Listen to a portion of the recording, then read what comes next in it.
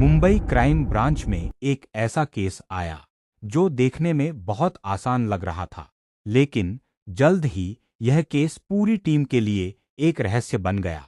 एक मशहूर tech startup founder Rohan Mehta अपने ही अपार्टमेंट में मृत मिला। कमरे में कोई संघर्ष नहीं हुआ था, फर्नीचर अपनी जगह पर था, खिड़कियां बंद थीं, और सबसे हैरान करने वाली बात, दरवाजा अंदर से लॉक था।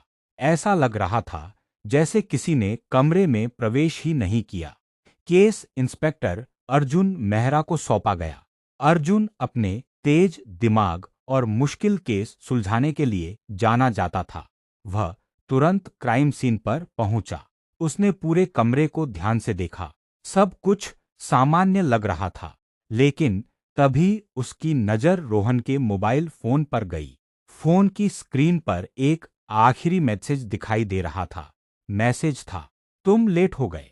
मैसेज का समय था रात 9:12। फॉरेंसिक रिपोर्ट के अनुसार रोहन की मौत 9:15 पर हुई थी। सिर्फ 3 मिनट का अंतर। अर्जुन कुछ सेकंड तक स्क्रीन को देखता रहा। फिर उसने धीरे से कहा, अगर यह मैसेज मौत से पहले आया है, तो कातिल पहले से अंदर मौजूद था। लेकिन असली समस्या कुछ और थी। अपार्टमेंट के बाहर लगे सीसीटीवी कैमरे में कोई भी अंदर जाता या बाहर निकलता दिखाई नहीं दिया। अब मामला और भी उलझ चुका था। जांच शुरू हुई। सबसे पहले शक की सूची तैयार की गई। 3 लोग सबसे ज्यादा संदिग्ध थे। पहली थी रिया, रोहन की गर्लफ्रेंड।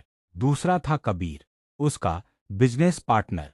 और तीसरी थी नेहा, एक पूर्व कर्मचारी जिसे रोहन ने नौकरी से निकाल दिया था। सबसे पहले रिया से पूछताछ हुई। रिया ने बताया कि वह शाम को रोहन से मिलने गई थी। उन दोनों के बीच बहस हुई और वह गुस्से में वहां से चली गई। सीसीटीवी फुटेज चेक की गई। फुटेज में साफ दिखाई दिया कि रिया रात 8:32 पर बिल्डिंग से बाहर निकल गई थी। उसका बयान सही था।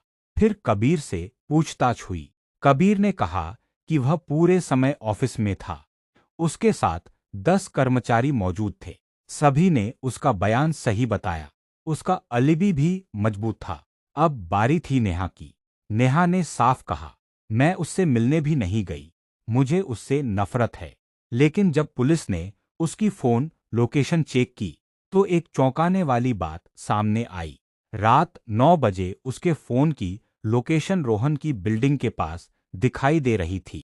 अब शक सीधा नेहा पर जा रहा था, लेकिन अर्जुन संतुष्ट नहीं था।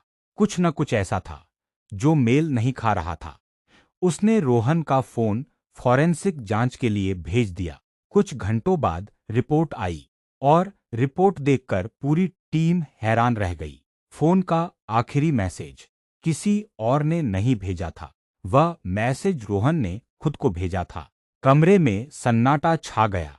एक जूनियर अधिकारी ने पूछा, सर क्या यह आत्महत्या है? अर्जुन ने तुरंत सिर हिलाया। यह आत्महत्या नहीं है। किसी ने पूरे सीन को बहुत चालाकी से तैयार किया है।